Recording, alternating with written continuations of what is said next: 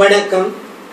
அன்புள்ளம் கொண்ட ஆன்மீக நேயர்களே, என்னிடம் பல பேர் விருட்சங்களை பற்றி இந்த விருட்சிய பொருத்தம் எவ்வாறு சான்றாக இருக்கிறது என்றும் கொஞ்சம் இன்றைய தலைமுறைக்கு விளக்குமாறு வழி சொல்லுங்கள் என்று கேட்பதற்கு இணங்க இந்த விருட்சம், அதாவது விருட்சம் தமிழிலே தரு, மரம், விருட்சங்கள் என்றும் சொல்லப்படுகின்றன. பகவத்கீதையில் ஸ்ரீ பகவான் அஸ்வத் பிரதட்சண விருட்சம் தானாகவே இருப்பதாக அருள் செய்திருக்கின்றனர். திருமூட்ட புராணத்தில் ஸ்ரீமனு நாராயணமூர்த்தியின் வலது நேத்திரத்திலிருந்து, அதாவது வலது கண்ணிலிருந்து இவ்விருட்சம் தோன்றியது எனவும், சகல விருட்சங்களுக்கு இவ்விருட்சம் முதன்மையான விருட்சம் என்றும், நமது சரீரத்தில் கூட நரம்பு தளர்ச்சிக்கு இந்த அரச விருட்சம் புகையை சுவாசிப்பதனால், மோப்பம் செய்வதனாலும் நரம்பு தளர்ச்சி நீங்க பெற்று உடல் வலிமை பெறுகின்றது.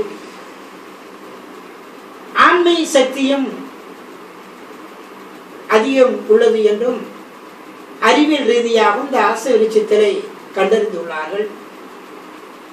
இந்த அரச விருட்சத்தில் அடி, நடு, முடி பிரம்மா, விஷ்ணு, ருத்ரன் மூவரும் வாசம் செய்கின்றனர். இவ்விருட்சத்தை வணங்கினால் இம்மூவரையும் வணங்கிய பலன் கிட்டும். பல ஆலயங்களிலே தல விருட்சியமாக விளங்குவது இந்த விருட்சியங்கள் தான். இந்த விருட்சியம் கூட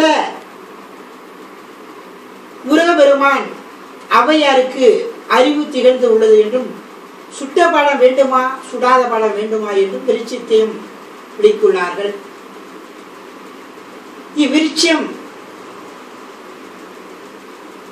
அரசு ஆணும் வேம்பு பெண்ணும் சர்ப்ப விக்கிரங்களை வைத்து தீபம் ஏற்றி வழிபடுவதனால் சகல தோஷங்கள், நாகதோஷம், புத்திர தோஷங்கள் நீங்க பெற்றும், வைகாசி, கார்த்திகை, மார்கழி, மாசி இந்த மாதங்களில் இவ்விருட்சங்களுக்கு திருமணம் செய்து வைத்தால் ஒரு பிராமணருக்கு செய்து வச்ச பலன் இருமடங்காக கிட்டும் என்றும் புராணங்கள் குறிப்பிடுகின்றன.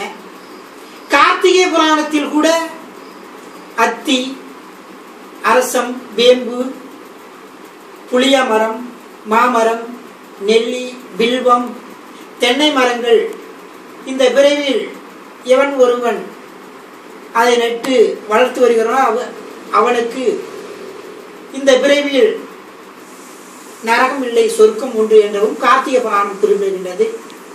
இந்த வகையில் அவர்களுக்கு உரிய நட்சத்திரத்துடைய மரங்களை பாருங்கள்.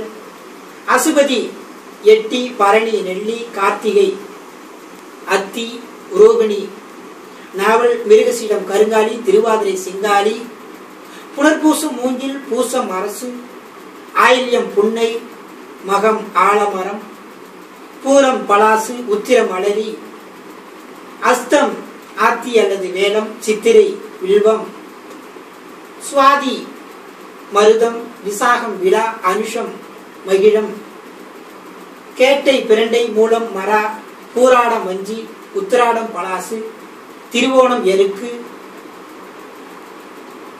அவிட்டம் வன்னி, சதயம் கடம்பு, புரட்டாதி தேமா, உத்திரட்டாதி வேம்பு, ரேவதி இலுப்பை.